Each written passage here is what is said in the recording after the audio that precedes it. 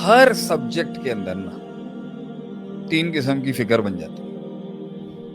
ہر subject میں 3 قسم کے, ہر موضوع میں, ہر فیکلٹی میں, ہر کلیے میں 3 قسم کے لوگ آتے ہیں. 3 قسم کی نفسیات اور مزاجات. ایک متشدد ہوتے ہیں جو اتنا تشدد اپناتے ہیں اپنے موقف کے اندر کہ ان کے وہی ایبسولوٹ, وہ ایبسولوٹ متشدد ہوتے ہیں.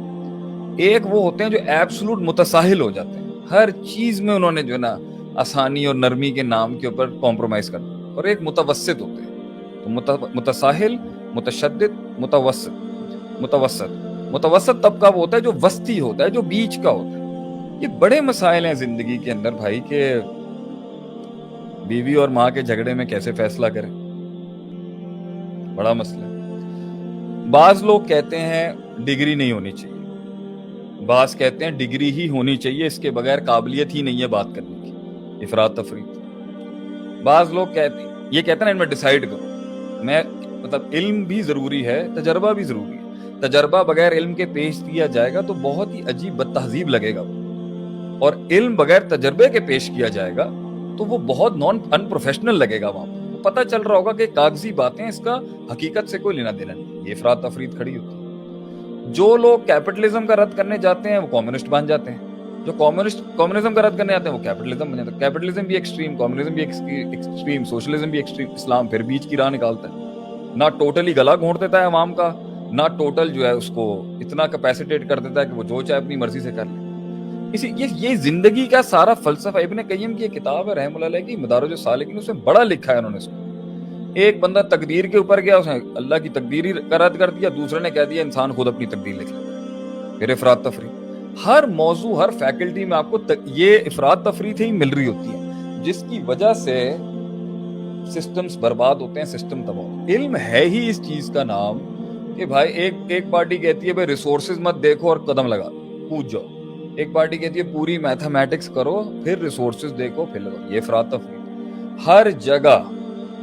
ہر جگہ نیوٹرالٹی ہی بچاتی ہے, ہر جگہ یہی چیز بچا رہی ہوتی ہے کہ بھائی بیچ میں رہ کے دونوں موقف کو سبجیکٹیولی دیکھا جاتا ہے. ایبسولوٹ نیچر کو سامنے رکھ کے اس کی سبجیکٹیوٹی میں دیکھا جاتا ہے کہ یہاں ایبسولوٹ ہوگا اور یہاں تھوڑا ہلکا رکھا جائے گا.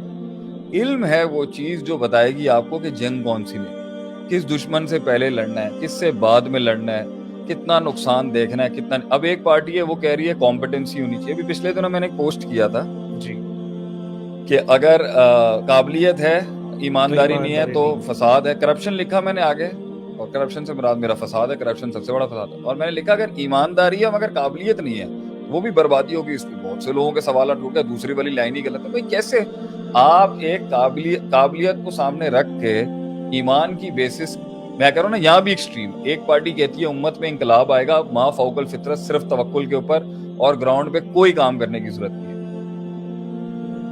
اور ایک پارٹی کہتی ہے گراؤنڈ پہ اتنی میتھمیٹکس کرنی ہے, اتنی میتھمیٹکس کرنی ہے کہ جب تک برابری نہیں ہو جائے گی تب تک مقابلے بازی نہیں کریں گے, نہ جنگ کریں گے, نہ کسی فیلڈ میں قدم رکھیں گے جب تک کہ وسائل پورے نہیں ہو جائیں گے.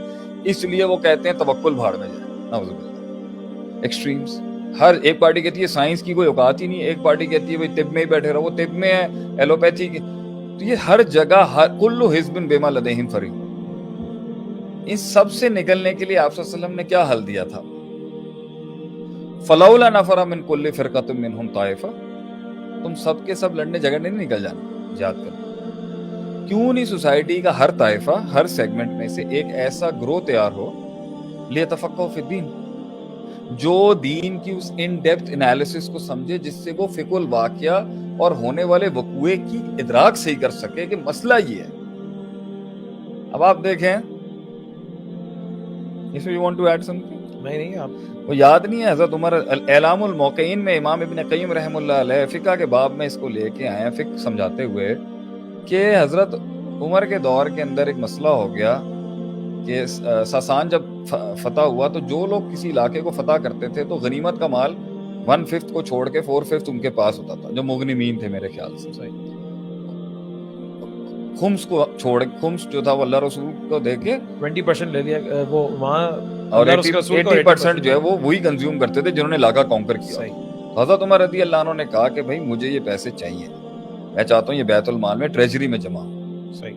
تو اس کے اوپر اعتراض آ گیا اور وہ قرآن کی ڈائریکٹ آیت پڑھ دی، نص تھی وہ بلکہ. تو بھائی حضرت یہ کیس چلا گیا علماء کے پاس وہاں پر. تو 9 رکنی بینچ بٹھایا گیا جس میں 5 اوس کے تھے یا 4 خزرج کے تھے یا 5 خزرج کے تھے یا 4 اوس کے تھے.